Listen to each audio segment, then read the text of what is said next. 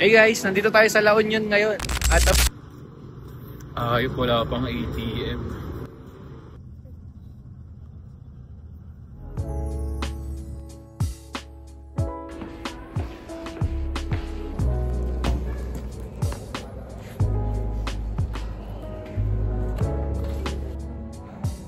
Dito na tayo guys sa Cubao, sa Partas Terminal Station. Kaya lang hindi ka tayo makasakay kasi pag holiday pala, madami din pila dito. Konti lang pila dyan kasi nasa taas tayo. Pero sa baba, milyon yung pila.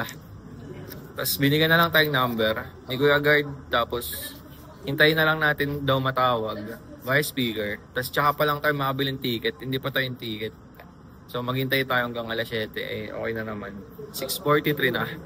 Konti na lang. Pinagpapanalangin ko na lang nakasama to sa matatawag kasi sabi ni Kuya, may chance na hindi pa siya masama sa alas 7. Pwede pa siya masama sa next na bus pa ulit. So, hintay-hintay lang. Ganito pala pag holiday hayo. Hindi ko pa kasi na-experience magbiyahe ng holiday. So, first time to. Hindi na ako ulit. Kala ko kasi smooth yung magiging biyahe. Sa TikTok kasi po, diretso lang sila dito sa station, bilhin ticket, tapos hintay ng bus. Wala na magsabing pag-holiday ganito. And mamaya babalitaan ko na lang kayo. Tagalayo.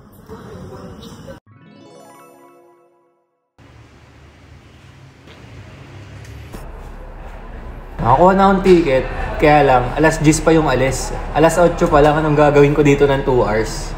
Magjaja. Dito tayo guys. Kaya lang hindi luxury bus yung nakuha. Kanya mo na sa labas. Mga nakapila pa. Sangitan nila tayo. Dito na sa bus.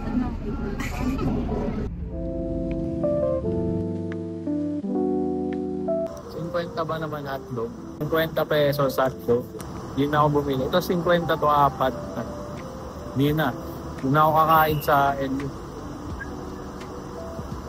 Sobrang overpriced na dito.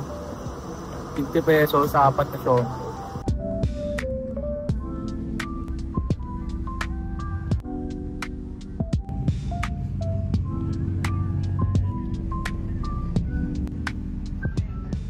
Hindi pa ako binaba sa 7-Eleven. Galakad na lang ako. Narating na tayo pero gabi na. Dumiretso na muna ako kasi pag dumiretso ako sa hotel, hindi na ako abot. Pipicturean ko lang tas balik na ako sa hotel. Dito na tayo guys, kaya lang nakapang bus pa akong outfit tayo. Tangina, tas nila yung suot ko. Okay nang okay tayo guys, mga surfers. Subway surfer. Punta na tayo sa hotel. Ako na pumunta sa hotel, ang init. Napakataas hayop. Pagod na ako. Tangina. Nakarating nga tayo. Wala naman tao. Tingnan nyo na muna guys yung view. Look at the view. Ooh! Look at the view. Look at the view! Nakuha natin yung susi. Punta na tayo.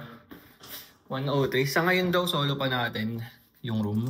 Wala daw nagbubook kaya probably solo natin tong room na to. Palit na tayong damit guys. Kasi kanina, hinabol ko lang yung sunset. On the way na tayo sa Silong. Kakain tayo doon. Kasama natin yung kakilala ko dito. Let's go to the beach guys.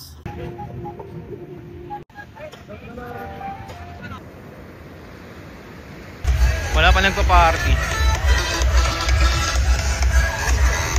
Ibanda din. Kung trip niya makinig ng music, meron din pala dito. Babalik na lang tayo guys, masyado pa kasi maaga. Alas 7 pa lang, balik tayo ng alas 11 o kaya alauna. Bumalik muna ako sa hostel kasi maaga pa, mamaya tayo magiinom. Dito ako sa common area ng Sora. Good siya, maganda. Tsaka malinis, kaya goods. So, dito mga rooms, then ito common area. Malaking mirror para kung magpipicture kayo. Ang ganda niya. Tsaka yung lugar ka aesthetic. At bukod sa lahat, mura lang dito. 1,100 lang per night. Yung iba kasi overpriced na tinignan ko. So dito talaga pinaka-goods para sa akin. Kaso nakakahingal lang dito. Tiisin nyo na lang. Tayo sa labas. Ito yung labas ng Sora. Nag-bla-bla. Tali ka ba? May mga bata lang pero goods lang yan. Vlogger kaya? Hindi. Papanggap lang. Tapos punta na tayo sa 3rd floor. May rooftop pa to guys. Tapos may wifi daw. Check na lang natin. Tapos to naman yung common area sa 3rd floor. Ganda. Aesthetic. Tapos may view. Kung gusto mo city lights. Punta tayo sa roof deck. Walang tao guys. Ako lang mag-isa dito. Nakakatakot pero ang ganda.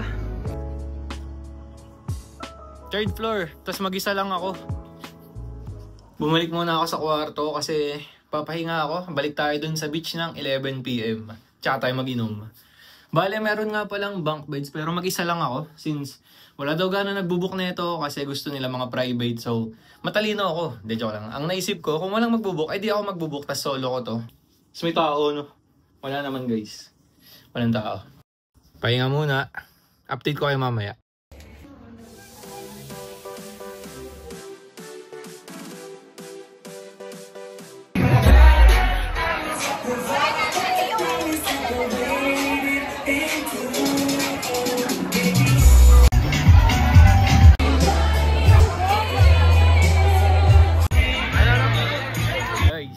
Lasing na ako guys.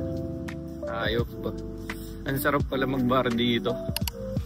Ang babait ng tao. Kahit di ko kilala, ba? G lang.